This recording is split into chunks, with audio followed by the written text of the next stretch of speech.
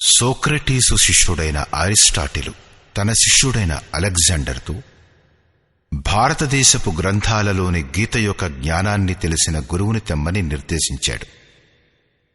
గీత చెప్పిన ఏకేశ్వరవాదాన్ని విశ్వంలోని వివిధ భాషల్లో మోసెసు, క్రీస్తు మరియు అనేక మంది సూఫీ మహాత్ములు వ్యాపింపచేశారు. భాషాభేదం వలన ఇవి వేర్వేరనిపిస్తాయి, కాని సిద్ధాంతం గీతకు చెందినదే. కాబట్టి గీత మానవ మాతృలకు చెందిన తర్కరహితమైన ధర్మశాస్త్రం. గీత యొక్క ఆశయాన్ని యథార్థ గీత రూపంలో ప్రస్తుతీకరించి స్వామి శ్రీ అడగడానంద మహారాజుల వారు మానవ మాతృలకు ఒక అమూల్యమైన నిధిని ప్రదానం చేశారు. గీత యొక్క వేల కొద్దీ అనువాదాలలో దేదీప్యమానంగా వెలుగొందే ఈ వ్యాఖ్యానం ద్వారా మీరందరూ పరమశ్రేయాన్ని పొందడానికై సాధన చేయగలరు.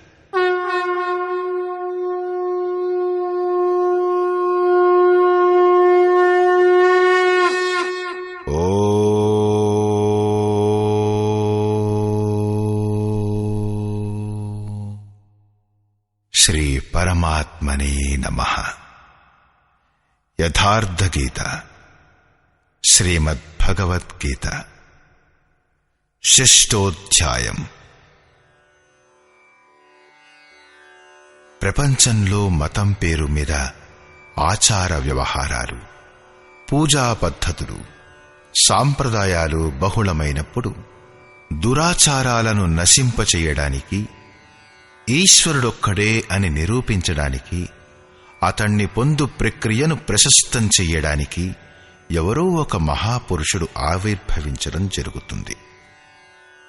క్రియలను వదిలిపెట్టి కాలిమీద కాలు వేసుకుని కూర్చుని జ్ఞానులమని చెప్పుకునే దురాచారం కృష్ణుని కాలంలో కూడా అత్యంత వ్యాపకంగా ఉండేది. కాబట్టి ఈ అధ్యాయం ఆరంభంలోనే ఈ విషయాన్ని 4వసారి స్వయంగా ప్రస్తావించాడు. జ్ఞానయోగం మరియు నిష్కామ కర్మయోగం రెండింటిలోనూ కర్మ చెయ్యవలసిందే. 2వ అధ్యాయంలో అతను, అర్జున, క్షత్రియుడికి యుద్ధాన్ని మించిన కళ్యాణప్రదమైన ఇంకో మార్గం లేదు.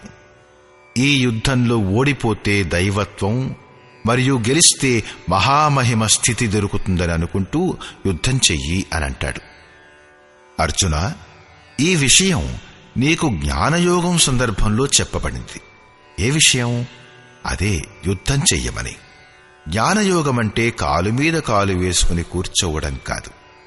జ్ఞానయోగంలో తమ లాభ నష్టాలను స్వయంగా నిశ్చయించుకుంటూ తమ శక్తిని అర్థం చేసుకుని కర్మలో ప్రవృత్తులం కావాలి. కాని ప్రేరణ కలిగించేవాడు మహాపురుషుడే. జ్ఞానయోగంలో కూడా యుద్ధం చేయడం తప్పనిసరి. 3వ అధ్యాయంలో అర్జునుడు, భగవాన్, నిష్కామ కర్మయోగంతో పోలిస్తే జ్ఞానయోగం శ్రేష్టమని మీరనుకుంటే మరి నన్ను ఘోర కర్మలలో ఎందుకు పడేస్తారు అని ప్రశ్నించాడు. అర్జునుడికి నిష్కామ కర్మయోగం కఠినము అనిపించింది. అప్పుడు యోగేశ్వరుడైన శ్రీకృష్ణుడు ఇలా అన్నాడు, 2 యోగాలు నా ద్వారానే చెప్పబడినవి అని. కాని ఏ పదంలోనూ కర్మను త్యజించేసి వెళ్లే పద్ధతి లేదు. కర్మను ఆరంభం చెయ్యకుండానే నైష్కర్మ్య సిద్ధిని పొందడమనేది కాని, ఆరంభం చేసిన క్రియను త్యజించడం చేత ఆ పరమసిద్ధిని పొందడమనేది కాని జరగనే జరగదు. 2 మార్గాలలోనూ నియత కర్మయజ్ఞం యొక్క ప్రక్రియను చెయ్యవలసిందే. ఇప్పుడు అర్జునుడికి చక్కగా అర్థమయ్యిందేమిటంటే, జ్ఞాన మార్గం నచ్చినా లేక నిష్కామ కర్మయోగం నచ్చినా రెండింటిలోనూ కర్మ చెయ్యవలసిందే. అయినా 5వ అధ్యాయంలో అతను ప్రశ్నించాడు, ప్రతిఫలాన్ని బట్టి చూస్తే ఏది శ్రేష్టమైంది, ఏది సుకరమైంది? శ్రీకృష్ణుడన్నాడు, అర్జున, 2 కూడా పరమశ్రేయాన్నిచ్చేవే. 2 ఒకే గమ్యాన్ని చేరుస్తాయి. అయినా గాని సాంఖ్యంతో పోలిస్తే నిష్కామ కర్మయోగం శ్రేష్టమైనది. ఎందుకంటే నిష్కామ కర్మను ఆచరించకుండా ఎవరూ సన్యాసి కాలేరు. రెండింటిలోనూ కర్మ ఒక్కటే. అందుచేత స్పష్టమయ్యేదేమిటంటే, నిర్ధారితమైన ఆ కర్మను చెయ్యకుండా ఎవరూ సన్యాసి కాలేరు. అంతేకాదు, ఎవరూ యోగి కూడా అవలేరు. ఈ పదంపై నడిచే పథికులకు 2 రకాలైన దృక్పథాలుంటాయి. అవి ఇంతకు ముందే చెప్పబడ్డాయి. శ్రీ భగవానువాచ.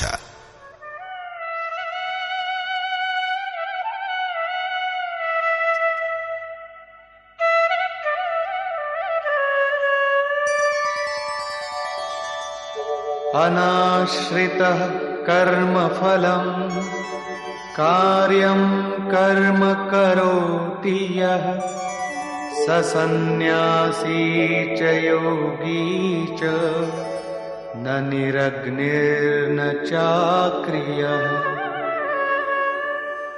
శ్రీకృష్ణుడు ఇలా అన్నాడు: అర్జున, కర్మఫలాశ్రయరహితుడై, అంటే కర్మ చేసే సమయంలో ఏ ప్రకారమైన కోరికలు ఉంచుకోకుండా ఎవరైతే కార్యం కర్మ చేయయోగ్యమైన విశిష్టమైన ప్రక్రియను చేస్తాడో అతనే సన్యాసి, అతనే యోగి. అగ్నిని త్యజించినవాడు కాని, క్రియను త్యజించినవాడు కాని సన్యాసి కాడు, యోగి కాడు. క్రియలు చాలా ఉన్నాయి. వాటిలో కార్యం కర్మ, చేయయోగ్యమైన క్రియ నియత కర్మ, నిర్ధారితమైన ఒక విశేషమైన క్రియ. ఇదే యజ్ఞం యొక్క ప్రక్రియ. దాని అసలైన అర్థం ఆరాధన. అది ఆరాధ్య దైవంలో ప్రవేశం ఇప్పించే విశేషమైన విధానం. దానికి కార్యరూపం ఇవ్వడమే కర్మ. ఎవరైతే దానిని చేస్తారో వారే సన్యాసి, వారే యోగి అవుతారు. మేము అగ్నిని ముట్టుకోము అంటూ అగ్నిని త్యజించేవారు కాని, నాకు కర్మ లేనేలేదు, నేను ఆత్మజ్ఞానుణ్ణి అంటూ కర్మను విడిచేసేవారు గాని, లేక కర్మ ఆరంభం చెయ్యని వారు గాని, లేక చెయ్యడానికి యోగ్యమైన విశేషక్రియను చెయ్యని వారు గాని సన్యాసులు కాలేరు, యోగులు కాలేరు. దీనిని గురించి ఇంకా చూద్దాం.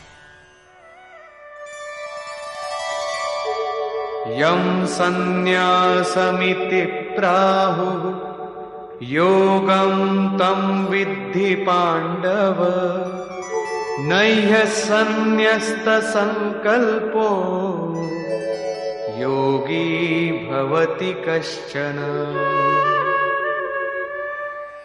అర్జున, దేనినైతే సన్యాసమంటారు దానినే నీవు యోగం అని తెలుసుకో. ఎందుకంటే సంకల్పాలను త్యాగం చేయకుండా ఏ పురుషుడు కూడా యోగి కాలేడు. అంటే కోరికలను త్యాగం చెయ్యడం 2 మార్గాల వారికి అవసరమే. అలాంటప్పుడు మేము సంకల్పం చెయ్యం అని మాటలతో అనగానే సరిపోదు. వారు యోగి, సన్యాసులు కాలేరు.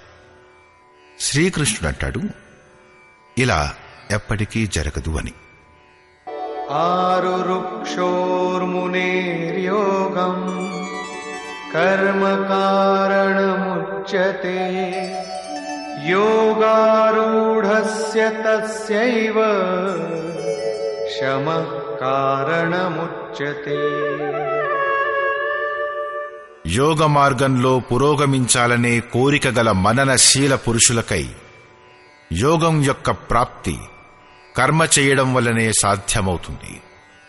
యోగం యొక్క అనుష్ఠానం చేస్తూ చేస్తూ ఎప్పుడైతే అది ఫలితం ఇచ్చే దశకు వస్తుందో ఆ యోగారూఢతలో శమః కారణం ఉచ్యతే. సంపూర్ణ సంకల్పాలు లేకుండా పోవడమే కారణమవుతుంది. అంతవరకు సంకల్పాలు సాధకుణ్ణి వదలవు. యదా హినేంద్రియార్థేషు న కర్మస్వనుషజ్యతే సర్వసంకల్ప సన్యాసీ యోగారూఢస్తదోచ్యతే. ఏ కాలంలో పురుషుడు ఇంద్రియ భోగాల పట్ల ఆసక్తుడు కాడో, కర్మలో ఆసక్తుడు కాడో యోగం యొక్క పరిపక్వావస్థలోకి చేరినప్పుడు ఇక ముందు కర్మ చేసి వెదికేదెవరిని? అందుచేత నియత కర్మ అయిన ఆరాధన ఉండదు. కాబట్టి అతను కర్మలో కూడా ఆసక్తుడు కాడు. ఆ కాలంలో సర్వసంకల్ప సన్యాసి, సర్వసంకల్పాలు తిరోహితమవుతాయి. అదే సన్యాసం. అదే యోగారూఢుడవడం అంటే. మార్గమధ్యంలో సన్యాసం పేరుగల వస్తువేదీ ఉండదు. ఈ యోగారూఢత వలన లాభం ఏమిటి?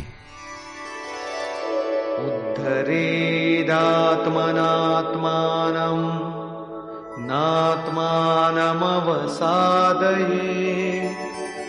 ఆత్మైవ హ్యాత్మనో బంధు ఆత్మైవ రిపురాత్మనః. అర్జున, మనుష్యుడికి కావలసిందేమిటంటే తన వల్లనే తనను ఉద్ధరించుకోవడం. తన ఆత్మను అధోగతిలో పడనివ్వకూడదు. ఎందుకంటే ఈ జీవాత్మ స్వయంగా తనకు మిత్రుడు, అదే తనకు శత్రువు కూడా. ఎప్పుడది శత్రువవుతుంది, మరెప్పుడు మిత్రుడవుతుంది? ఇలా అంటాడు శ్రీకృష్ణుడు.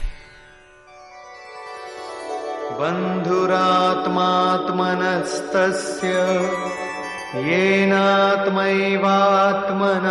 జితః అనాత్మనస్తు శత్రుత్వే వర్తేతాత్మైవ శత్రువత్.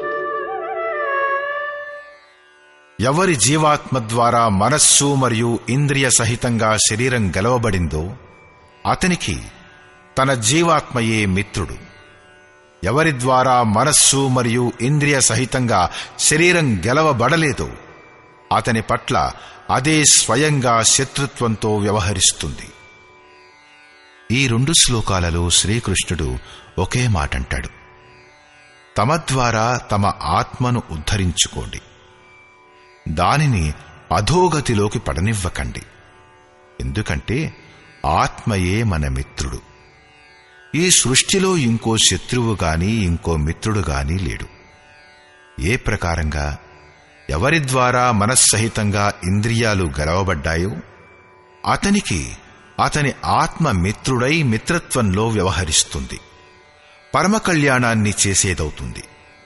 మరియు ఎవరి ద్వారా మనస్సహితంగా ఇంద్రియాలు గెలవబడలేదో అతని పట్ల అతని ఆత్మ శత్రువై శత్రుత్వంతో వ్యవహరిస్తుంది. నీచమైన జన్మలు మరియు యాతనల వైపుకు లాక్కెడుతుంది. సాధారణంగా లోకులెవంటారంటే నేను ఆత్మను.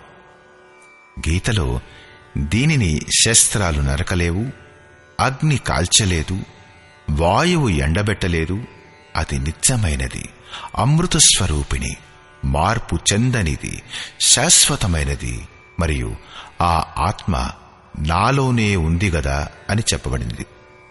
కాని లోకులు గీతలోని ఈ పంక్తులను గమనించరు. ఆత్మ అధోగతిలో కూడా పడిపోతుంది. ఆత్మ యొక్క ఉద్ధారణం కూడా జరుగుతుంది.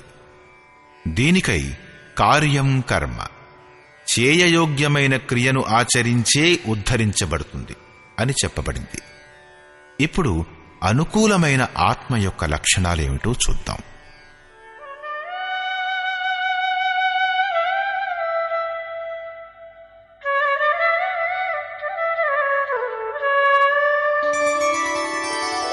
జితాత్మనః ప్రశాంతస్య పరమాత్మా సమాహితః శీతోష్ణ సుఖ దుఃఖేషు తథా మానాపమానయోః.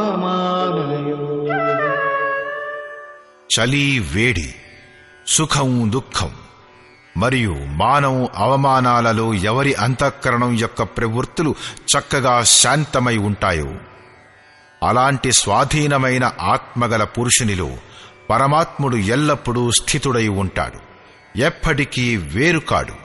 జితాత్మ అంటే ఎవడైతే మనస్సహితంగా ఇంద్రియాలను గెలుచుకున్నాడో అతడు. అతని ప్రవృత్తి పరమశాంతిలో మిళితమైపోయింది. ఇదే ఆత్మ యొక్క ఉద్ధరించబడిన దశ. ఇక ముందు ఇలా అంటాడు: జ్ఞాన విజ్ఞాన తృప్తాత్మా కూటస్థో విజితేంద్రియః యుక్త ఇత్యుచ్యతే యోగి సమలోష్టాశ్మకాంచనః. ఎవరి అంతఃకరణం జ్ఞాన విజ్ఞానాలతో తృప్తి పొందిందో, ఎవరి స్థితి అచంచలంగానూ స్థిరంగానూ మరియు వికారరహితంగానూ ఉందో, ఎవరైతే ఇంద్రియాలను విశేషంగా గెలిచారో, ఎవరి దృష్టిలో మట్టి, రాయి మరియు సువర్ణం సమానమో అలాంటి యోగిని యుక్తుడంటారు. యుక్త అంటే యోగంలో సంయుక్తుడైన వాడని అర్థం. ఇది యోగం యొక్క పరాకాష్ఠ. దీనినే యోగేశ్వరుడు 5వ అధ్యాయంలో 7 నుంచి 12వ శ్లోకం వరకు వర్ణించాడు. పరమతత్వమైన పరమాత్ముని యొక్క సాక్షాత్కారంతో బాటుగా ఏదైతే తెలుసుకోబడిందో అదే జ్ఞానం. అంటే ఇష్టదైవం నుంచి ఒక్క అంగుళం దూరంగా ఉన్నా కూడా తెలుసుకోవాలనే కోరిక ఉన్నంత వరకు అతను అజ్ఞానియే. ఆ ప్రేరకుడెలా సర్వవ్యాప్తమై ఉన్నాడు, ఎలా ప్రేరణనిస్తాడు, అనేక ఆత్మలకు ఒకేసారి ఎలా మార్గదర్శనం చేస్తాడు, అతను ఎలా భూత భవిష్యత్ వర్తమానాల జ్ఞాత, ఆ ప్రేరకుడైన ఇష్టదైవం యొక్క కార్యప్రణాళిక జ్ఞానమే విజ్ఞానం. ఏ రోజు నుండైతే ఇష్టదైవం హృదయంలో ఆవిర్భవిస్తాడో ఆ రోజు నుంచే అతను నిర్దేశించడం మొదలు పెడతాడు. కాని ప్రారంభంలో సాధకుడు అర్థం చేసుకోలేడు. పరాకాష్ఠ కాలంలోనే యోగి అతని ఆంతరంగిక కార్యప్రణాళికను పూర్తిగా అర్థం చేసుకోగలుగుతాడు. ఈ అర్థం చేసుకోవడమే విజ్ఞానం. యోగారూఢుడైన లేక యుక్త పురుషుడి అంతఃకరణం జ్ఞాన విజ్ఞానాలతో తృప్తి పొంది ఉంటుంది. ఈ ప్రకారంగా యోగయుక్తుడైన పురుషుని స్థితిని నిరూపిస్తూ యోగేశ్వరుడు మళ్లీ ఇలా అంటాడు: సుహృన్మిత్రార్యుదాసీన మధ్యస్థద్వేష్య బంధుషు సాధుష్వపి చ పాపేషు సమబుద్ధిర్విశిష్యతే. ప్రాప్తి పొందిన తరువాత మహాపురుషుడు, సమదర్శుడు మరియు సమవర్తి అవుతాడు. ఇందాకటి శ్లోకంలో చెప్పినట్లుగా ఎవరైతే పూర్ణజ్ఞానంతో కూడిన పండితుడో అతను విద్యా వినయ సంపన్నుడైన బ్రాహ్మణునిలో, చండాలునిలో, ఆవు, కుక్క, ఏనుగులో సమానమైన దృష్టిగలవాడవుతాడు.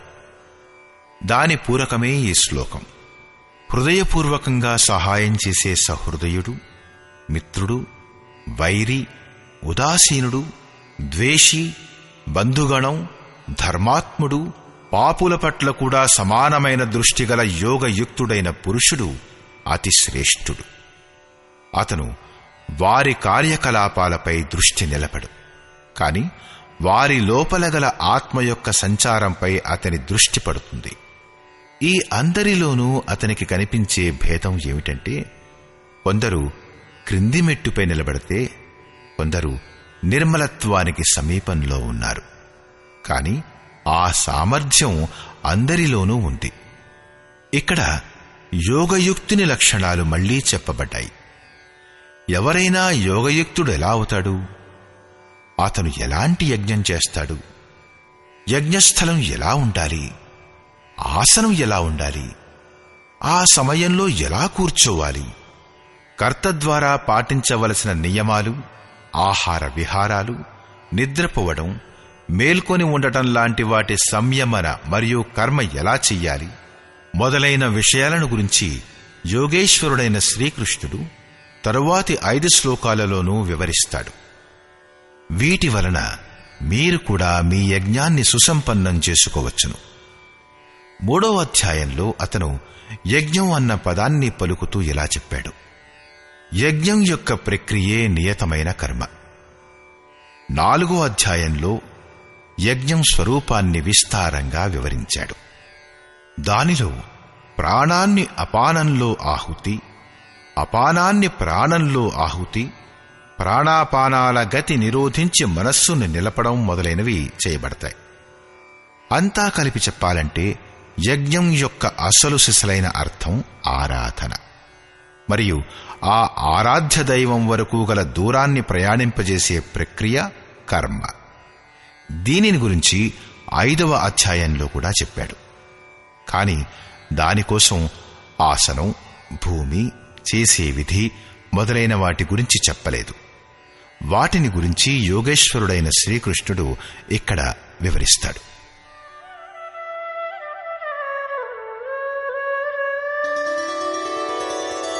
योगी युञ्जीत सततं आत्मानं रहसि स्थितः एकाकीयत चित्तात्मा निराशीर परिग्रहः.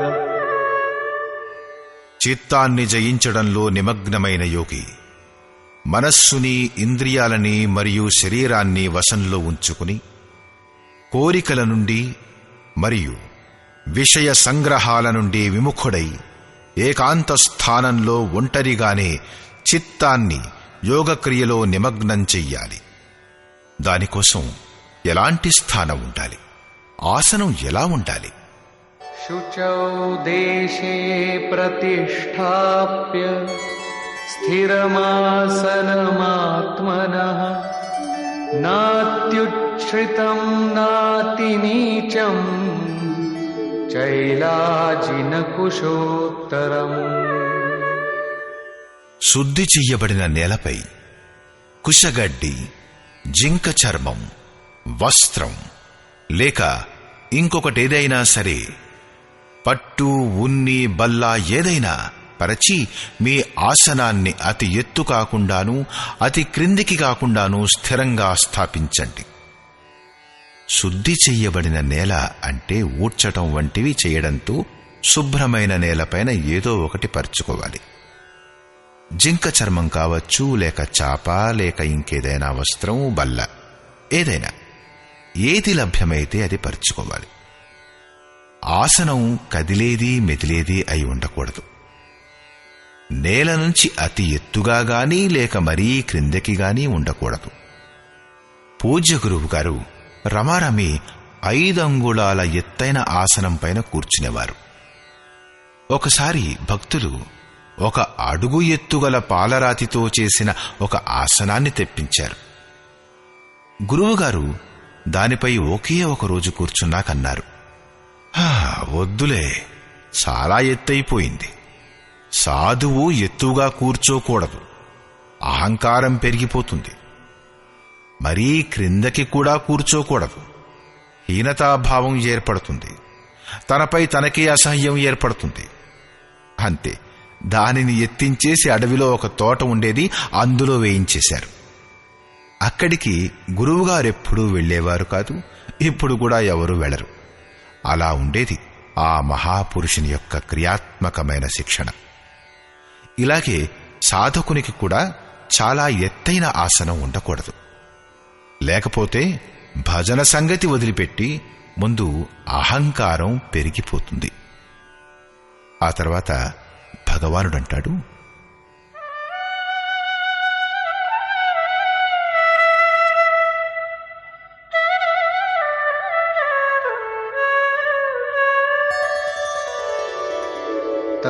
तत्रैकाग्रं मनः कृत्वा यत चित्तेन्द्रियक्रियः उपविश्यासने युञ्जात् योगमात्मविशुद्धये. ఆ ఆసనంపై కూర్చుని మనస్సు ఏకాగ్రం చేసి చిత్తం మరియు ఇంద్రియాల క్రియల్ని వశం చేసుకుంటూ అంతఃకరణం యొక్క శుద్ధి కోసం యోగాభ్యాసాన్ని చెయ్యాలి. ఇప్పుడు కూర్చునే విధానం గురించి చెప్తాడు. సమంకాయ శిరో గ్రీవం ధారయన్నచలం స్థిరః सम्प्रेक्ष्य नासिकाग्रं स्वं दिशश्चानवलोकयन् శరీరం, మెడ మరియు శిరస్సును తిన్నగా కదలకుండా స్థిరంగా ఉంచి ఏదైనా కొయ్యబద్దను పాతిపెట్టినట్లుగా ఈ ప్రకారంగా తిన్నగా నిటారుగా కూర్చుని నాసికాగ్రభాగాన్ని చూస్తూ, ముక్కు కొనని చూడమని ఆదేశించలేదు, కాని తిన్నగా కూర్చున్నప్పుడు ముక్కుకి ఎదురుగా ఎక్కడ దృష్టి పడుతుందో అక్కడ దృష్టి ఉండాలి. కుడి ఎడమల్ని చూసే చాంచల్యం ఉండరాదు. మిగిలిన దిశల వైపు చూడకుండా స్థిరంగా కూర్చుని ఉండాలి. प्रशान्तात्मा विगतभीः ब्रह्मचारि व्रते स्थितः मनः संयम्य मच्चित्तो युक्त आसीत मत्परः. బ్రహ్మచర్య వ్రతాన్ని పాటిస్తూ సాధారణంగా లోకులు ఏమంటారంటే జననేంద్రియాల్ని సంయమనం చెయ్యడమే బ్రహ్మచర్యమని. కాని మహాపురుషుల అనుభవం ఏమిటంటే మనస్సుతో విషయాలను స్మరణ చేస్తూ, కళ్లతో అలాంటి దృశ్యాలను చూస్తూ, చర్మంతో స్పృశిస్తూ, చెవులతో విషయోత్తేజకమైన శబ్దాలను వింటూ జననేంద్రియాలను సంయమనం చేయడం సంభవం కాదు. బ్రహ్మచారి అంటే వాస్తవిక అర్థం బ్రహ్మ ఆచరిత చ బ్రహ్మచారి. బ్రహ్మ యొక్క ఆచరణ ఏమిటంటే నియత కర్మ, యజ్ఞం యొక్క ప్రక్రియ. దాన్ని చేసేవారు యాంతి బ్రహ్మ సనాతనం, సనాతన బ్రహ్మలో ప్రవేశం పొందుతారు. దీనిని చేసే సమయంలో స్పర్శాం కృత్వాం బహిర్బాహ్యాన్, బయటి స్పర్శను, మనస్సు మరియు అన్ని ఇంద్రియాల స్పర్శలను బయటనే త్యజించి చిత్తాన్ని బ్రహ్మచింతనలో, శ్వాస ప్రశ్వాసలలో, ధ్యానంలో ఉంచాలి. మనస్సు బ్రహ్మచింతనలో లగ్నమైనప్పుడు బయటి విషయాలను ఎవరు స్మరిస్తారు? బయటి విషయాల స్మరణే గనక ఉంటే అప్పుడు మనసెక్కడ ఏకాగ్రమైంది? వికారాలు శరీరంపైన కాదు, మనస్సు యొక్క తరంగాలలో ఉంటాయి. మనస్సు బ్రహ్మాచరణంలో నిమగ్నమైనప్పుడు ఒక్క జననేంద్రియాలే సంయమనం కావడమే కాకుండా సకలేంద్రియాల సంయమనం స్వాభావికంగా జరిగిపోతుంది. కాబట్టి బ్రహ్మాచరణంలో ఉంటూ భయరహితుడై శాంతియుతమైన అంతఃకరణం కలిగి మనస్సును సంయమనం చేస్తూ నాలో నిమగ్నమైన చిత్తంతో యుక్తుడవై నా పరాయణుడవై ఉండు. ఇలా చెయ్యడం వలన ఫలితం ఏమిటి?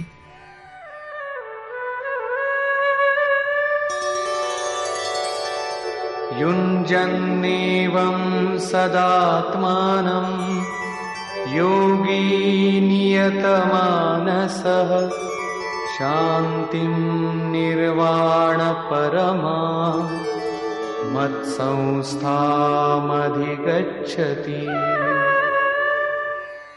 ఈ ప్రకారంగా తనను తాను నిరంతరం ఆ చింతనలో నిమగ్నం చేస్తూ సంయమనం చేయబడిన మనస్సు గల యోగి నాలో స్థితమై ఉన్న పరాకాష్ఠకు చెందిన శాంతిని పొందుతాడు. కాబట్టి నీవు నిరంతరం కర్మలోనే నిమగ్నం కమ్ము. ఇక్కడితో ఈ ప్రశ్న పూర్తవుతుంది. ఇకపై 2 శ్లోకాలలో అతను పరమానందాన్నిప్పించే శాంతి కోసం కావలసిన శారీరక సంయమనం, ఆహార విహారాలను గురించి చెబుతాడు. नात्यश्नतस्तु योगोऽस्ति न चैकान्तमनश्नतः न चाति स्वप्नशीलस्य जाग्रतो नैव चार्जुन. అర్జున, ఈ యోగాన్ని అతిగా తినేవారు సిద్ధింపచేసుకోలేరు. ఏమీ తిననివారు కూడా సిద్ధింపచేసుకోలేరు. అలాగే అతిగా నిద్రపోయేవాడు కాని లేక ఎక్కువసేపు మేల్కొని ఉండేవాడు కాని సిద్ధింపచేసుకోలేడు. మరి ఎవరు సిద్ధింపచేసుకోగలరు? युक्ताहार विहारस्य युक्तचेष्टस्य कर्मसु युक्तस्वप्नावबोधस्य योगो भवति दुःखः। దుఃఖాలను నశింపజేసే ఈ యోగం ఉచిత ఆహార విహారాలు, కర్మలో వినియోగించబడిన ప్రయత్నాలు మరియు సంతులితమైన శయన జాగరణలు చేసే వారి చేతనే నిర్వహించబడుతుంది. అధిక భోజనం చేయుట వలన బద్ధకం, నిద్ర మరియు అలసటలు చుట్టుముడతాయి. అప్పుడు సాధన జరుగదు. భోజనం వదిలివేయటం వలన ఇంద్రియాలు శిథిలమైపోతాయి. కదలకుండా స్థిరంగా కూర్చునే సామర్థ్యం ఉండదు. పూజ్య గురువుగారు కావలసిన దానికన్నా ఓ 2 ముద్దలు అన్నం తక్కువ తినాలి అనేవారు. విహారం అంటే సాధనకు అనుకూలంగా విచరణ, ఎంతో కొంత పరిశ్రమం కూడా చేస్తూ ఉండాలి. ఏదో ఒక పని చెయ్యాలి. అన్యథా రక్త సంచారం శిథిలమైపోతుంది, రోగాలు చుట్టుముడతాయి. ఆయువు పడుకోవడం మరియు మెలకువగా ఉండటం ఆహారం మరియు అభ్యాసాలపై తరుగుతూ పెరుగుతూ ఉంటుంది. పూజ్య గురువుగారు యోగి 4 గంటలు పడుకోవాలి, నిరంతరం చింతనలోనే ఉండాలి, మొండితనం చేసి పడుకోని వారు శీఘ్రంగా పిచ్చివారైపోతారు అని అనేవారు. కర్మకనుగుణంగా తగిన చేష్టలు కూడా ఉండాలి.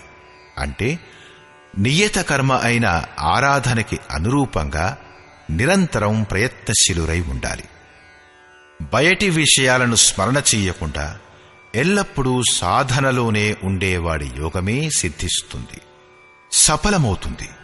దానితో పాటుగా యదా వినియతం చిత్తం ఆత్మన్యేవావతిష్ఠతే నిస్పృహ సర్వకామేభ్యో యుక్త ఇత్యుచ్యతే తదా. ఈ ప్రకారంగా యోగాభ్యాసంతో విశేషంగా వశం చేసుకున్న చిత్తం ఏ కాలంలోనైతే పరమాత్మునిలో చక్కగా స్థితమైపోతుందో, విలీనమైపోతుందో, ఆ కాలంలో సంపూర్ణ కోరికలచే రహితుడైన పురుషుడు యోగయుక్తుడనబడతాడు. ఇప్పుడు విశేషంగా గెలవబడిన చిత్తం యొక్క లక్షణాలేమిటి చూద్దాం.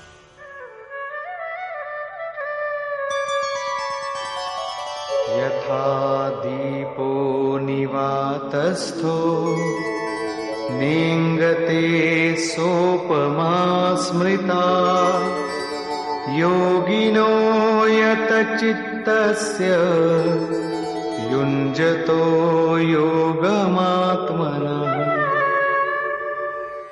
ఏ ప్రకారంగా వాయురహిత స్థానంలో ఉంచిన దీపం కదలిక లేనిదిగా ఉంటుందో, జ్వాల తిన్నగా పైకిపోతుందో, అందులో కంపన ఉండదో, అదే ఉపమా అలంకారాన్ని పరమాత్ముణ్ణి ధ్యానించడంలో నిమగ్నమైన యోగి యొక్క గెలవబడిన చిత్తాన్ని వర్ణించేటప్పుడు వాడబడింది.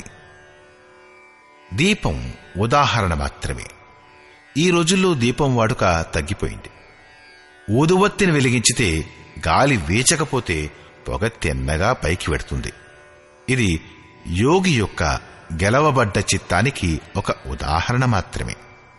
ఇప్పుడు చిత్తం గెలవబడి ఉన్నా, నిరోధించబడి ఉన్నా ఇంకా చిత్తం అనేది ఉంది కదా. ఎప్పుడైతే నిరుద్ధం చెయ్యబడిన చిత్తం కూడా విలీనమైపోతుందో అప్పుడు ఏ విభూతి లభిస్తుంది, ఏ పరమస్థితి లభిస్తుంది?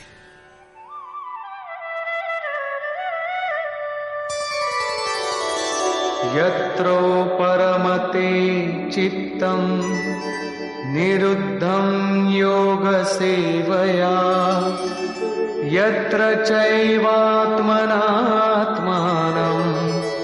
పశ్యన్నాత్మని తుష్యతి.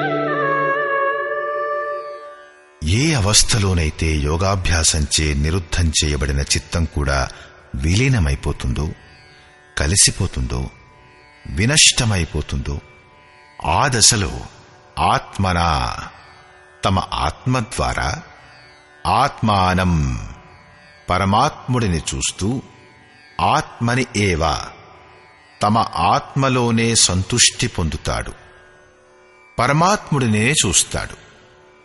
కాని సంతుష్టి తమ ఆత్మ ద్వారానే కలుగుతుంది.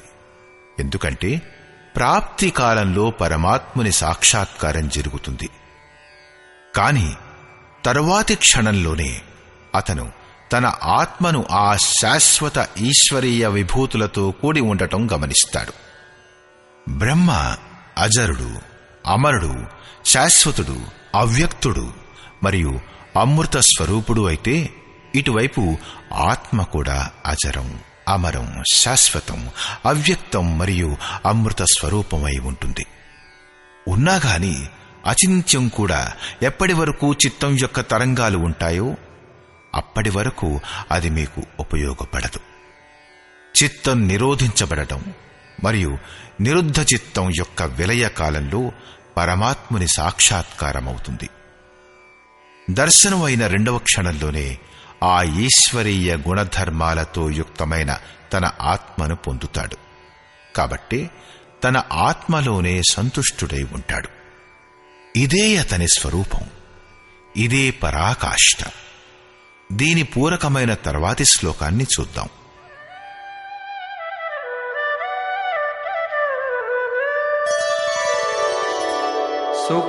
సుఖమాత్యంతికం యత్తత్ బుద్ధిగ్రాహ్యమతీంద్రియం వేత్తి యత్ర న చైవాయం స్థితశ్చలతి తత్వతః. ఇంద్రియాల కంటే అతీతమైన, కేవలం శుద్ధమైన, సూక్ష్మ బుద్ధి ద్వారా గ్రహించడానికి యోగ్యమైన ఏ అనంత ఆనందం ఉందో దానిని ఏ అవస్థలోనైతే అనుభవిస్తాడో, ఏ అవస్థలోనైతే స్థితుడైన యోగి భగవత్ స్వరూపాన్ని తత్వంతో సహా తెలుసుకుని చలాయమానం కాడో ఎప్పటికీ అందులోనే ప్రతిష్ఠితమై ఉంటాడు. యం లబ్ధ్వా చాపరం లాభం మన్యతే నాధికం తతః యస్మిన్ స్థితో న దుఃఖేన గురుణాపి విచాల్యతే. పరమేశ్వరుని ప్రాప్తి రూపమైన లాభాన్ని, పరాకాష్ఠ యొక్క శాంతిని పొంది అంతకంటే అధికమైనది ఇంకొకటి లేదనుకుని మరియు భగవత్ ప్రాప్తి దశలో స్థితుడై ఉన్న యోగి అతి గొప్ప దుఃఖం వలన కూడా చలించడు. దుఃఖం యొక్క భ్రాంతి కూడా కలగదు. ఎందుకంటే భ్రాంతిని కలిగించే చిత్తం నష్టమైపోయింది. కనుక ఈ ప్రకారంగా తం విద్యా దుఃఖ సంయోగ వియోగం యోగ సంగీతం సనిశ్చయేన యోక్తవ్యో యోగో నిర్విణ్ణ చేతసా. ఏదైతే ప్రపంచంలోని సంయోగ వియోగాలచే రహితమై ఉన్నదో దాని పేరే యోగం. ఏదైతే అత్యంత సుఖప్రదమైనదో దానితో కలవడమే యోగం. ఎవరినైతే పరమతత్వమైన పరమాత్ముడంటారో అతనితో కలవడం పేరే యోగం. ఆ యోగాన్ని విసుగు చెందని చిత్తంతో నిశ్చయపూర్వకంగా చెయ్యడమే కర్తవ్యం. ఓర్పుతో, ధైర్యంతో లగ్న చిత్తుడై ఉండేవాడే యోగంలో సఫలుడు కాగలడు. సంకల్ప ప్రభవాన్ కామాన్ త్యక్త్వా సర్వాన్ శేషతః మనసైవేంద్రియగ్రామం వినియమ్య సమంతతః. కాబట్టి మనుష్యునికి కావలసినదేమిటంటే సంకల్పాలతో ఉత్పన్నమయ్యే కోరికలన్నింటినీ, ఆసక్తిని పూర్తిగా త్యజించి మనస్సు ద్వారా ఇంద్రియాల సముదాయాన్ని అన్ని వైపుల నుండి చక్కగా వశం చేసుకుని ఏం చెయ్యాలి? శనైః శనైరుపరమేద్ బుద్ధ్యా ధృతి గృహీతయా ఆత్మసంస్థం మనః కృత్వా న కించిదపి చింతయేత్. క్రమక్రమంగా అభ్యాసం చేస్తూ బాహ్య విషయాల నుండి మనస్సును మరలించాలి. చిత్తాన్ని నిరోధించి క్రమంగా చిత్తాన్ని విలీనం చెయ్యాలి. తదనంతరం ఆ సహనయుక్తమైన బుద్ధి ద్వారా మనస్సును పరమాత్ముని యందు స్థిరం చేసి వేరే ఎటువంటి చింతన చెయ్యరాదు. నిరంతరం పట్టుదలతో సాధించే విధానం ఇది. కాని ఆరంభంలో మనస్సు నిలవదు. దీనిపై యోగేశ్వరుడు ఇలా అంటాడు: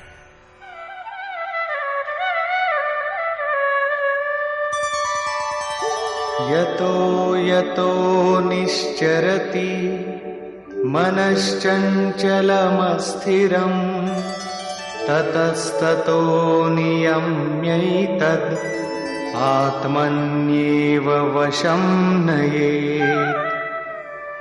స్థిరంగా ఉండని చంచలమైన మనస్సు ఏ ఏ కారణాల చేత ప్రాపంచిక పదార్థాలలో విహరిస్తుందో దానిని వాటి నుంచి మరల్చి అంతరాత్మలోనే నిరోధించు. సాధారణ లోకులు మనస్సు ఎక్కడికి వెళ్ళినా సరే వెళ్ళని, ప్రకృతిలోకే కదా వెళ్ళేది. ప్రకృతి కూడా ఆ బ్రహ్మలో అంతర్గతమైందే కదా. ప్రకృతిలో విహరించడం అంటే బ్రహ్మను వదిలివేయడం కాదు అని అంటారు. కాని శ్రీకృష్ణుని అభిప్రాయానుసారం ఇది తప్పు. గీతలో ఇలాంటి తర్కాలకు తావులేదు. శ్రీకృష్ణుడు మనస్సు ఎక్కడెక్కడికి వెడుతుందో, ఏ మాధ్యమాల ద్వారా వెడుతుందో ఆ మాధ్యమాల ద్వారానే ఆపి పరమాత్మలోకి తీసుకురావాలి అంటాడు. మనస్సుని నిరోధించడం సాధ్యమే. ఈ నిరోధం యొక్క పరిణామం ఏమిటి?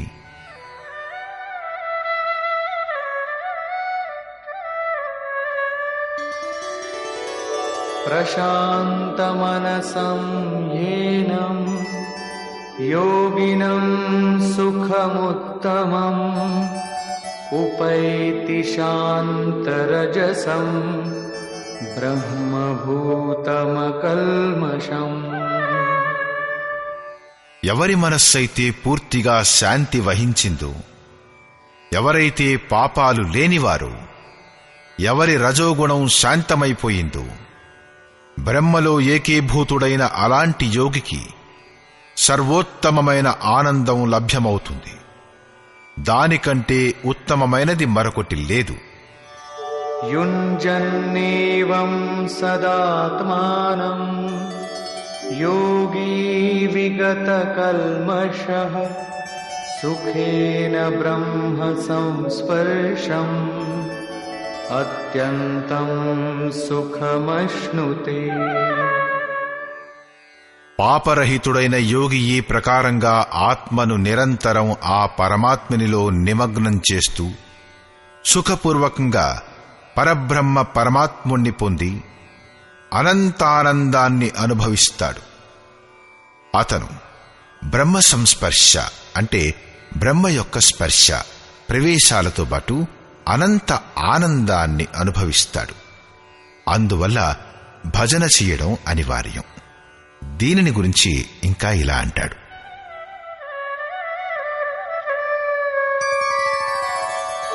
సర్వభూతస్థమాత్మానం సర్వభూతాని చాత్మని ఈక్షతే యోగయుక్తాత్మా సర్వత్ర సమదర్శనః. యోగ పరిణామం చేత యుక్తులైన ఆత్మగల అన్నింటినీ సమభావంతో చూడగలిగే యోగి ఆత్మ అన్ని ప్రాణాలలోనూ వ్యాప్తమై ఉన్నట్లుగా చూస్తాడు. సమస్త భూతాలు ఆత్మలోనే ప్రసరించడం చూస్తాడు. ఈ ప్రకారంగా చూడటం వలన లాభం ఏమిటి? యో మాం పశ్యతి సర్వత్ర సర్వం చ మయి పశ్యతి తస్యాహం న ప్రణశ్యామి స చ మే న ప్రణశ్యతి. ఏ పురుషుడైతే సమస్త భూతాలలో పరమాత్ముడనైన నన్ను చూస్తాడో, సర్వవ్యాప్తంగా చూస్తాడో, మరియు సమస్త భూతాలను పరమాత్ముడనైన నాలో చూస్తాడో, అతనికి నేను అదృశ్యుడను కాను, అతడు నాకు అదృశ్యుడు కాడు. ఇదే ప్రేరకుడితో ఎదురుబొదురుగా కలయిక. మైత్రీయ భావం సామీప్య ముక్తి.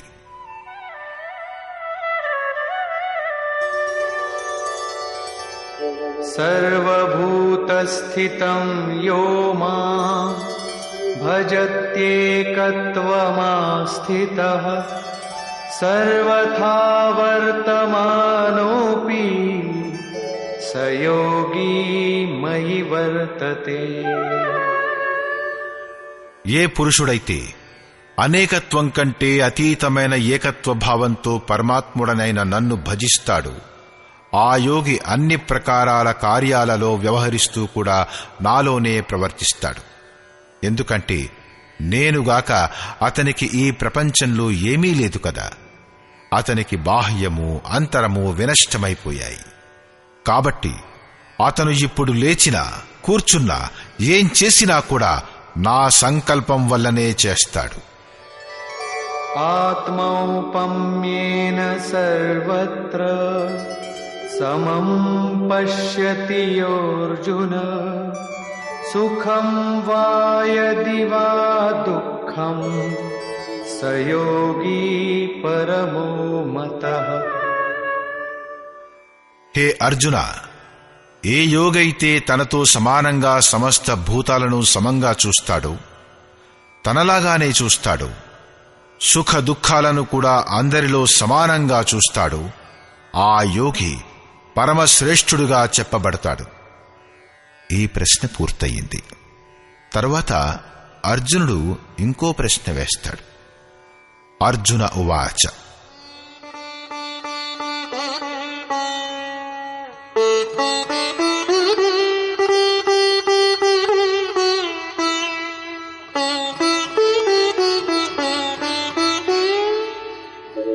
యోయం యోగస్త్వయా ప్రోక్తః సామ్యేన మధుసూదన ఏతస్యాహం న పశ్యామి చంచలత్వాత్ స్థితిం స్థిరాం. హే మధుసూదన, ఏ యోగం గురించైతే ఇప్పటి వరకు మీరు చెబుతూ వచ్చారు, దేనివల్లనైతే సమత్వభావం గల దృష్టి లభిస్తుందో అటువంటి యోగంలో మనస్సు చంచలమైనదైనందున చాలా సమయం వరకు నిలవగలిగే స్థితిని నేను నాలో చూడలేకపోతున్నాను.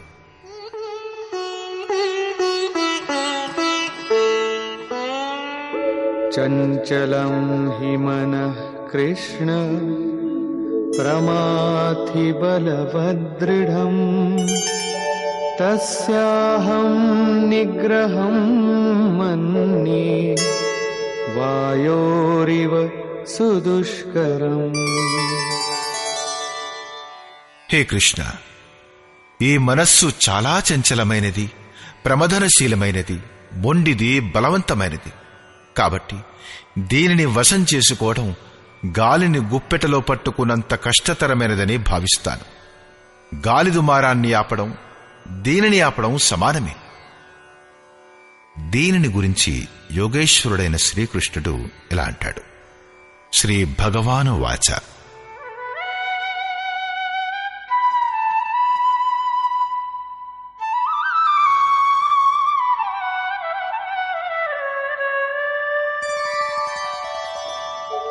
అసంశయం మహాబాహో మనో దుర్నిగ్రహం చలం అభ్యాసేన తు కౌంతేయ వైరాగ్యేణ చ గృహ్యతే. మహాకార్యాలను చెయ్యడానికి ప్రయత్నశీలుడవైన మహాబాహువులు గల అర్జున, నిస్సందేహంగా మనస్సు చంచలమైనది, చాలా కష్టం మీద వశంలోకి వస్తుంది. కాని కౌంతేయ, అది అభ్యాసం మరియు వైరాగ్యం ద్వారా వశంలోకి వస్తుంది. ఎక్కడ చిత్తాన్ని నిమగ్నం చెయ్యాలో అక్కడ చిత్తాన్ని స్థిరం చేయడం కోసం మళ్లీ మళ్లీ ప్రయత్నం చేయడం పేరే అభ్యాసం. మరియు చూసిన వినిన విషయాల పట్ల, వస్తువుల పట్ల రాగం అంటే ప్రేమను వదిలివేయడమే వైరాగ్యం. శ్రీకృష్ణుడు మనస్సును వశం చేసుకోవడం కఠినమైన పనే, కాని అభ్యాసం మరియు వైరాగ్యం ద్వారా అది సాధ్యమవుతుందని అంటాడు.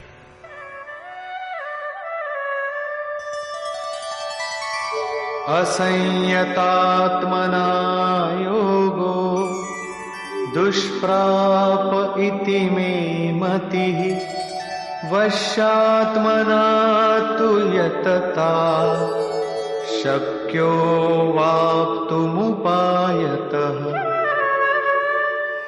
అర్జున, మనస్సును వశం చేసుకోలేని పురుషునికి యోగాభ్యాసం కఠినమైన పని.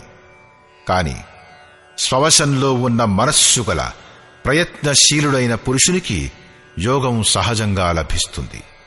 అది నాదైన ఒక ఆలోచన. మనస్సును వశం చెయ్యుట ఎంత కఠినమని నీవనుకుంటున్నావో అది అంత కఠినమైనది కాదు. కాబట్టి దీనిని కఠినమనుకొని వదిలివేయకు. ప్రయత్నపూర్వకంగా యోగాన్ని సాధించు. ఎందుకంటే మనస్సుని వశం చేసుకోవడం చేతనే యోగం సాధ్యపడుతుంది. అప్పుడు అర్జునుడు ఇలా ప్రశ్నించాడు. అర్జున ఉవాచ: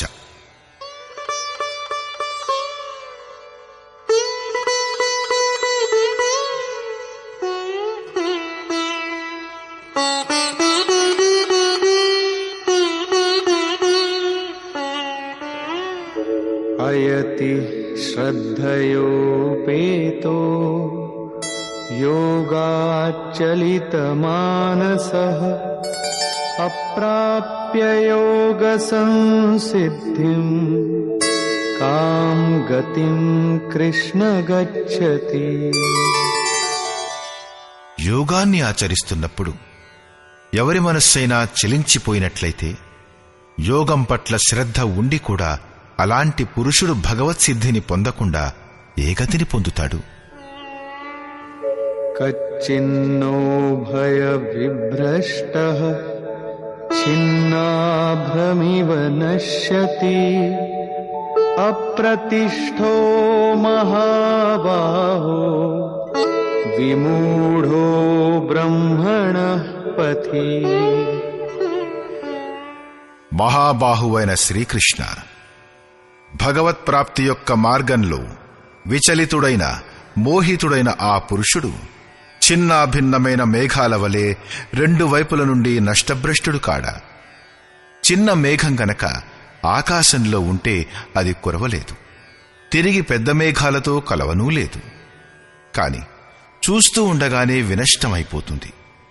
అదే ప్రకారంగా శిథిల ప్రయత్నశీలుడైన పురుషుడు కొంతకాలం వరకు సాధన చేసి విరమించుకున్నవాడు వినష్టమైపోడా. మీలోనూ ప్రవేశించలేకపోయాడు, భోగాలను కూడా అనుభవించలేకపోయాడు. అలాంటి వానికి ఏ గతి లభిస్తుంది?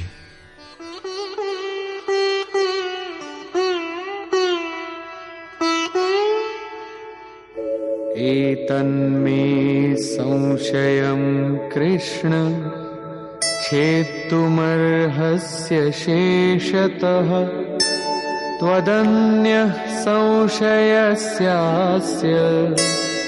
ఛేత్తా నహ్యుపపద్యతే. హే శ్రీకృష్ణ, నా ఈ సంశయాన్ని సంపూర్ణంగా నశింపచేయడానికి మీరే సమర్థులు. మీరు తప్ప ఇతరులెవరూ ఈ సంశయాన్ని నశింపచేయడానికి సమర్థులు కారు. అప్పుడు యోగేశ్వరుడైన శ్రీకృష్ణుడు అంటాడు. శ్రీ భగవానువాచ: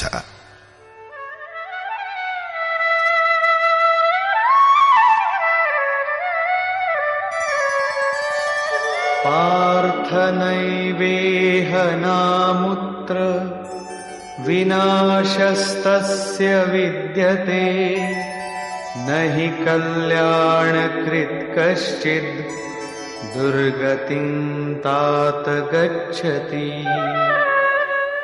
పార్థివ శరీరాన్ని రథంగా మార్చుకుని లక్ష్యం వైపు పురోగమిస్తున్న అర్జున, ఆ పురుషుడు ఈ లోకంలో గాని లేక పరలోకంలో గాని నాశనం కాడు. పరమ కళ్యాణకారి అయిన ఆ నియత కర్మను చెయ్యువాడు దుర్గతిని పొందడు. అతనికి ఏమవుతుంది? ప్రాప్య పుణ్యకృతాన్ లోకాన్ उषित्वा शाश्वती समा शुचीनां श्रीमतां गेः योगभ्रष्टोऽभिजायते। మనస్సు చంచలమగుటచే యోగభ్రష్టుడైన ఆ పురుషుడు పుణ్యాత్ముల లోకాలలో సుఖాలను అనుభవించి ఏ సుఖాల కొరకైతే అతను భ్రష్టుడయ్యాడో భగవంతుడు కొద్ది సమయంలోనే అన్నీ చూపించి వినిపిస్తాడు. వాటిని అనుభవించి అతను శుచీనాం శ్రీమతాం శుద్ధ ఆచరణలు గల శ్రీమంతుల ఇంటిలో జన్మమెత్తుతాడు. ఎవరైతే శుద్ధ ఆచరణ గలవారో వారే శ్రీమంతులు.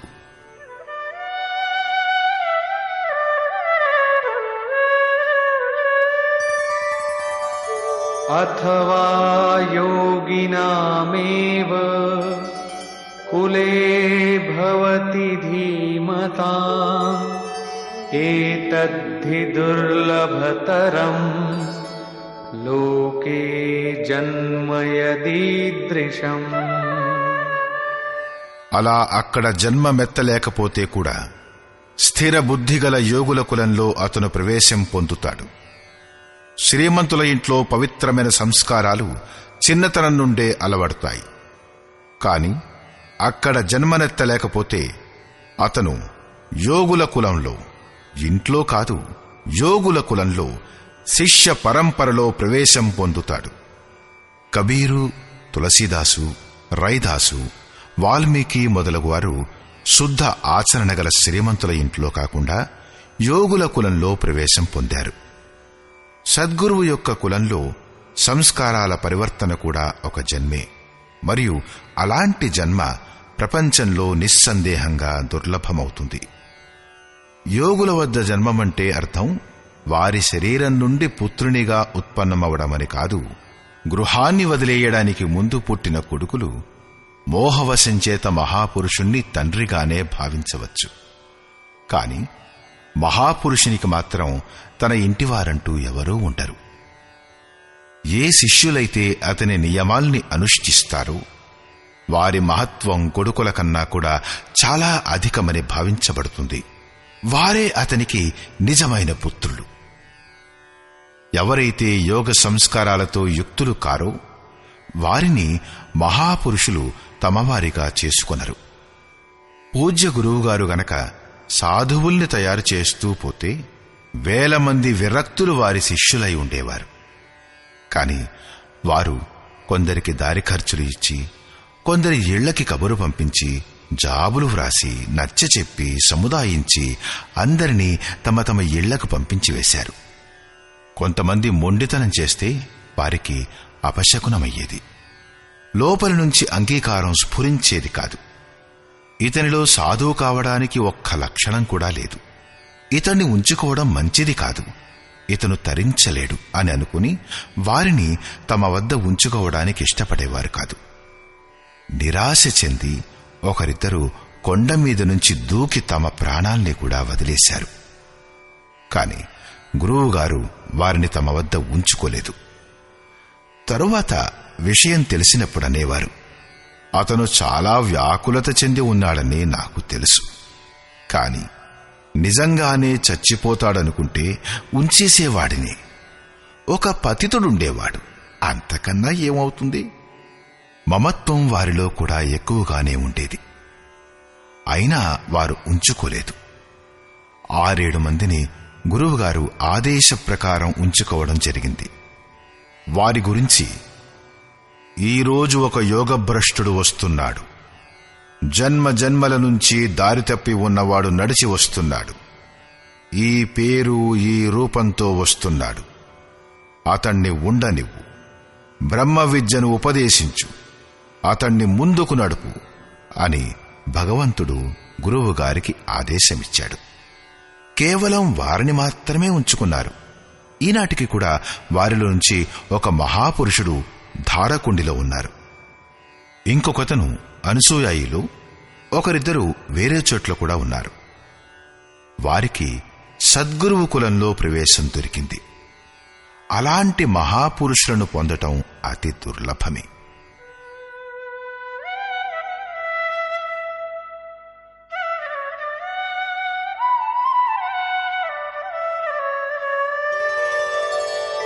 తత్ర తం బుద్ధిసంయోగం లభతే పౌర్వదేహికం యతతే చ తతో భూయః సంసిద్ధౌ కురు నందన.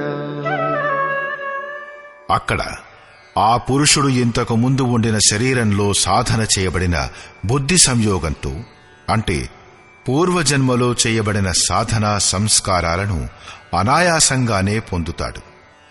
హే కురునందన, వాటి ప్రభావం వలన అతను తిరిగి సంసిద్ధౌ, భగవత్ప్రాప్తి అను పరమసిద్ధి కోసం ప్రయత్నాన్ని చేయ మొదలు పెడతాడు.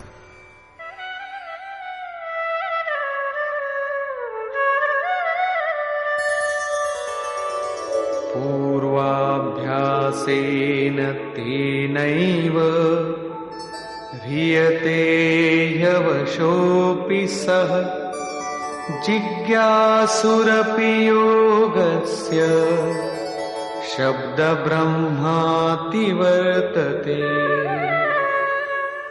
శ్రీమంతుల ఇంటిలో విషయాల వశంలో ఉండి కూడా అతను పూర్వజన్మలో చేసిన అభ్యాసము వలన భగవత్పదం వైపు ఆకర్షితుడవుతాడు.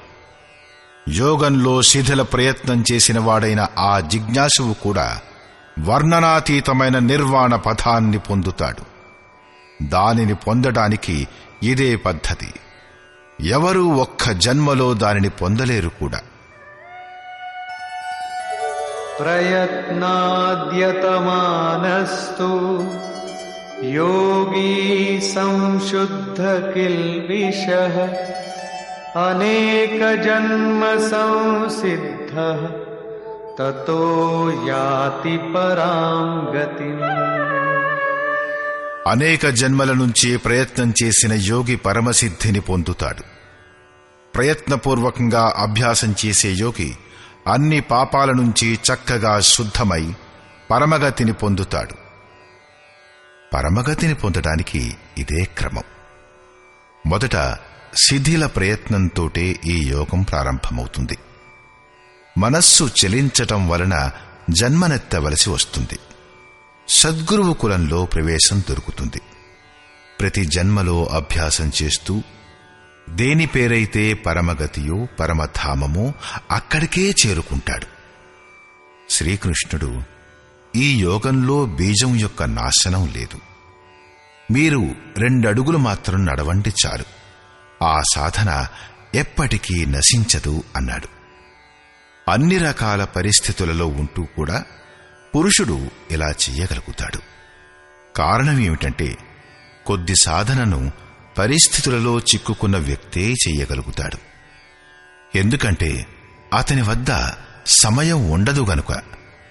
మీరు నలుపైన తెలుపైన లేక ఎక్కడి వారైనా సరే, గీత అందరి కోసం, మీకోసం కూడా ఉంది. కాకుంటే ఒకే ఒక్క షరతు. అదేమిటంటే మీరు మనుష్యులైతే చాలు. తీవ్ర ప్రయత్నం చేయువాడెవరైనా సరే కాని. శిథిల ప్రయత్నం చేసేవాడు మాత్రం గృహస్థుడే అవుతాడు. గీత గృహస్థుడు, విరక్తుడు, శిక్షితుడు, అశిక్షితుడు ఎవరైనా సరే సర్వసాధారణ మానవ మాతృలందరిది. ఎవరో సాధువు అనే పేరుగల విచిత్ర ప్రాణికి మాత్రమే కాదు. చివర్లో యోగేశ్వరుడైన శ్రీకృష్ణుడు తన నిర్ణయాన్ని చెప్తాడు.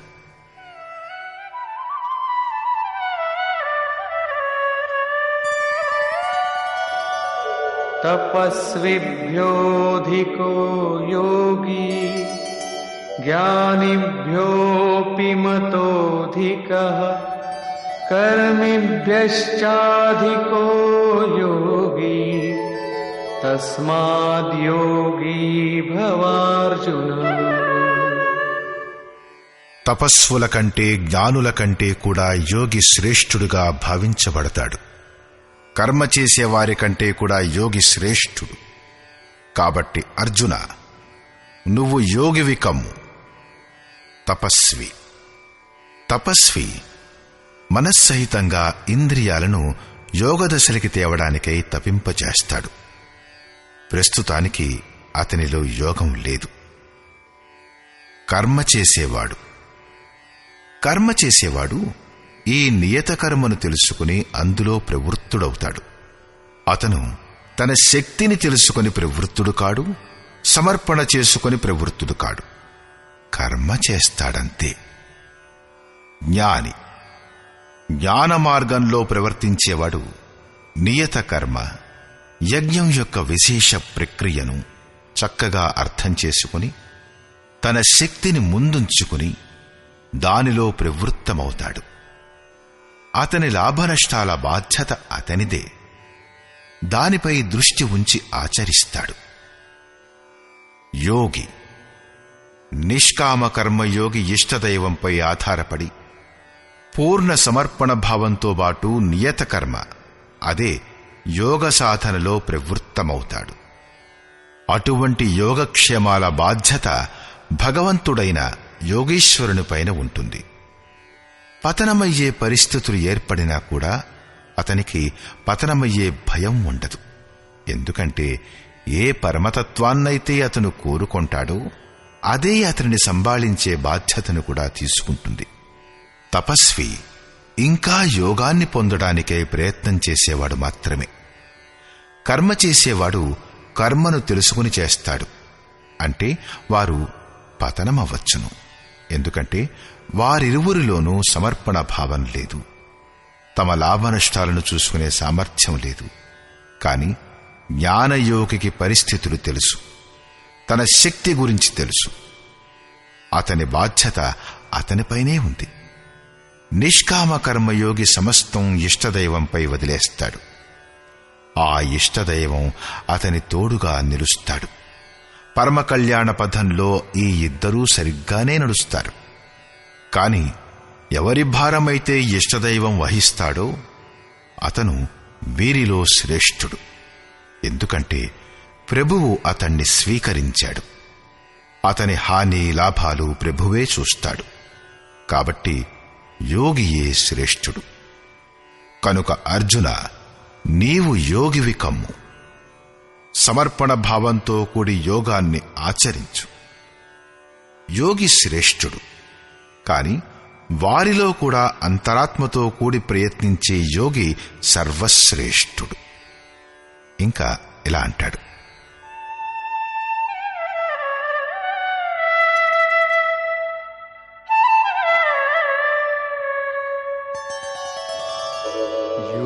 योगिनामपि सर्वेषां मद्गतेनान्तरात्मना श्रद्धावान् भजते यो मां समे युक्ततमो मतः.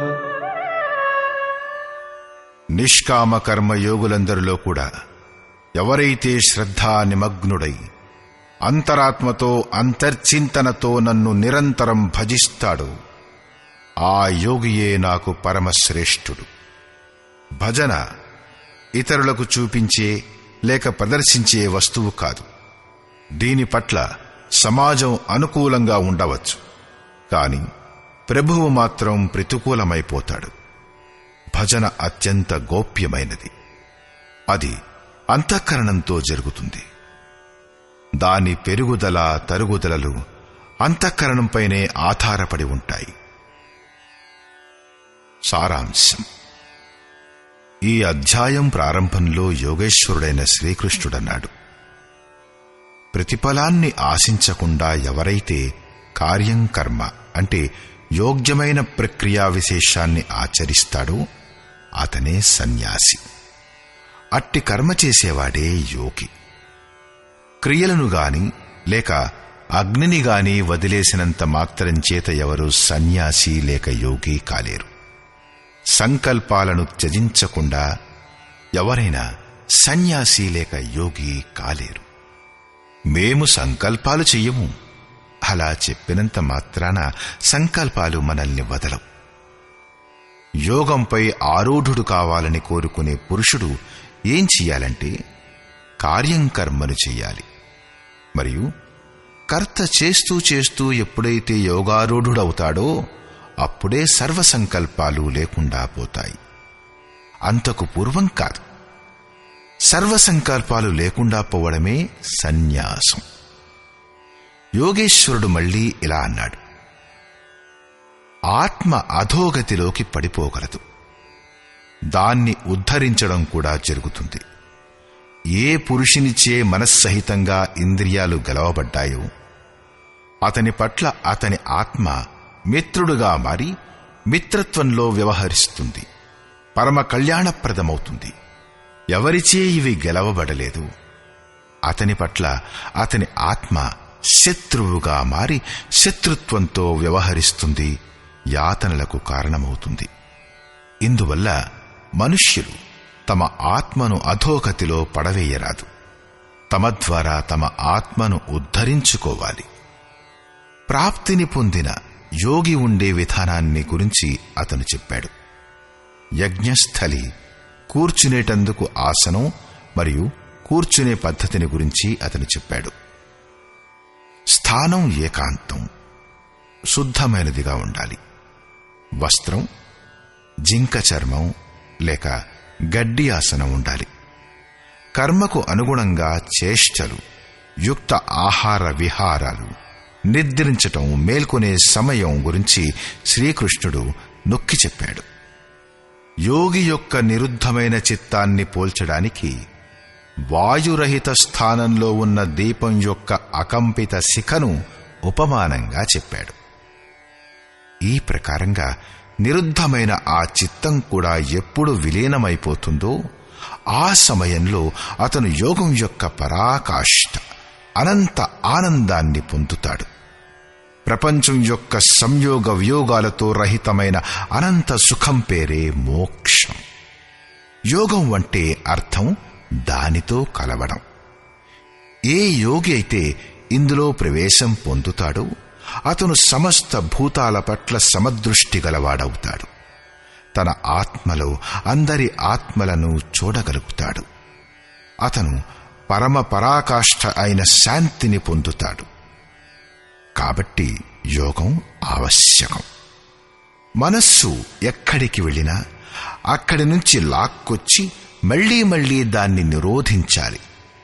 శ్రీకృష్ణుడు మనస్సును వశం చేసుకోవడం కఠినమైన పని అని ఒప్పుకుంటాడు. కాని దానిని వశం చేసుకోవచ్చు అంటాడు. అది అభ్యాసం మరియు వైరాగ్యాల వలన వశంలోకి వస్తుంది. శిథిల ప్రయత్నం చేసేవాడు కూడా అనేక జన్మల అభ్యాసంతో అక్కడికే చేరుతాడు. దాని పేరే పరమగతి లేక పరంధామం. తపస్సుల కంటే, జ్ఞాన మార్గంలో వెళ్లేవారి కంటే, కేవలం కర్మ చేసేవారి కంటే యోగి శ్రేష్ఠుడు. కాబట్టి అర్జున, నీవు యోగివి కమ్ము. సమర్పణతో కూడి అంతఃమనస్సుచే యోగాన్ని ఆచరించు. ప్రస్తుత అధ్యాయంలో యోగేశ్వరుడైన శ్రీకృష్ణుడు ప్రముఖంగా యోగాన్ని సాధించడానికై అభ్యాసం యొక్క అవసరాన్ని నొక్కి చెప్పాడు. ఓం తత్సదితి శ్రీమద్భగవద్గీతాసూపనిషత్సు బ్రహ్మ విద్యాయాం యోగశాస్త్రే శ్రీకృష్ణార్జున సంవాదే అభ్యాసయోగో నామ షష్ఠోధ్యాయః. ఈ ప్రకారంగా శ్రీమద్భగవద్గీత రూపమైన ఉపనిషత్తు మరియు బ్రహ్మ విద్య మరియు యోగ శాస్త్రమనే విషయంలో శ్రీకృష్ణార్జునుల సంవాదంలో అభ్యాసయోగం అనే పేరుగల 6వ అధ్యాయం పూర్తయింది. ఇది శ్రీమత్ పరమహంస పరమానందస్య శిష్య స్వామి అడగడానంద కృతే శ్రీమద్భగవద్గీతాయాః యథార్థగీతా భాష్యే అభ్యాసయోగో నామ షష్ఠోధ్యాయః. ఈ ప్రకారంగా శ్రీమత్ పరమహంస పరమానంద గారి యొక్క శిష్యుడు స్వామి అడగడానంద గారిచే రచించబడిన శ్రీమద్భగవద్గీత యొక్క భాష్యం యథార్థగీతలో అభ్యాసయోగం అనే 6వ అధ్యాయం పూర్తయింది. హరి ఓం తత్సత్.